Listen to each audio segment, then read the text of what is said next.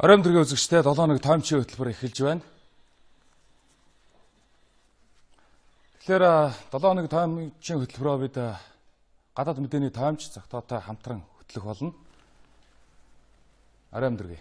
Оройн дэргийн. За ер нь ингээд дээд түвшний уулзалтын дараа зохион байгуулагч орон, Монгол улс болон зохицуулагч орон, олон улсын байгууллагуудын удирдлагууд хамтарсан хэвлэлийн баг хурал зарлаж уулзалтаа ерөнхийд нь дүгнэж мэдээлсэн.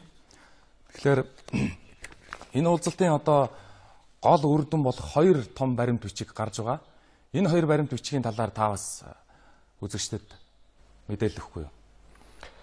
За тэгэхээр ер нь АСЕМ-ийн дээд хэмжээний чуулга уулзалтаас бол тодорхой хин нэгэнд чи ингэх ёстой, тэгэх ёстой, тэгс үгээ, ингэс үгээ гэсэн утгатай баримт бичвэрүүд протокол тогтоолууд бол гардаггүй.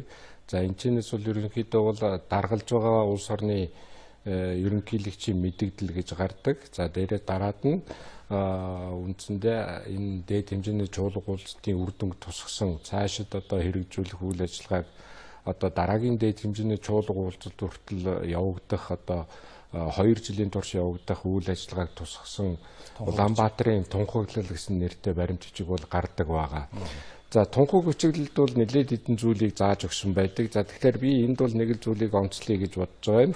Тэгэхээр бодит өгөөжийг дээшлүүлэх хамтын ажиллагаа бэхжүүлнэ гэсэн энэ зүйл заалт дотор ер нь АСЕМ-ийн улс орнууд бол ер нь нийтлэг ашиг сонирхол бүхий салбаруудад бол гол анхаарлаа хандуулан ажиллана гэсэн ийм зүйл тусгагдсан байгаа.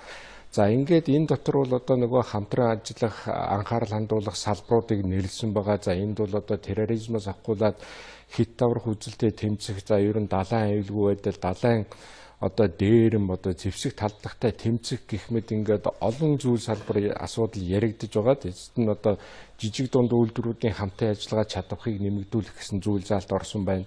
За хөдөлмөр эрхлэлт, нийгмийн хамгаалал, эмэгтэйчүүдийн чадварчуулалт, залуучууд ба хөгжлийн бэрхшээлтэй иргэдэд анхаарал хандуулна гэсэн ийм зүйл багтсан байгаа юм.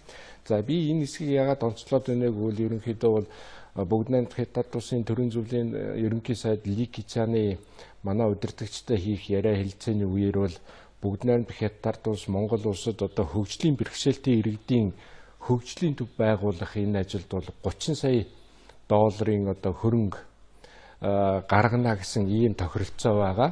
За тэгэхээр ерөнхийдөө бол АСЕМ-ийн үндсэндээ үр дүнгийн баримт бичлэг гард дуусаагүй байхад ийм тохиролцоонд хүрж байгаа нь бол ерөнхийдөө АСЕМ-ийн дээд хэмжээний уулзалтаас гарч ирдэг баримт бичгүүд бол ерөөсөө тэр дороо хэрэгжиж эхэлдэг гэсэн энэ нэг зүйлийг нотолж байгаа юм. За үргэлжлүүлэн би та бүхэнд таймч цэнттэй ярилцахад бэлэн боллоо. Оройн дэргийн. Оройн дэргийн.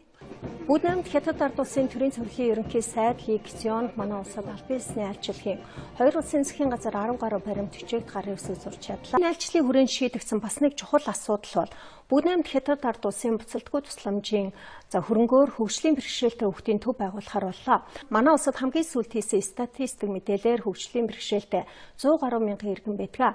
Үүний 10 гаруй хувийг тэгээс 18 насны хүүхдүүд эзэлж байна.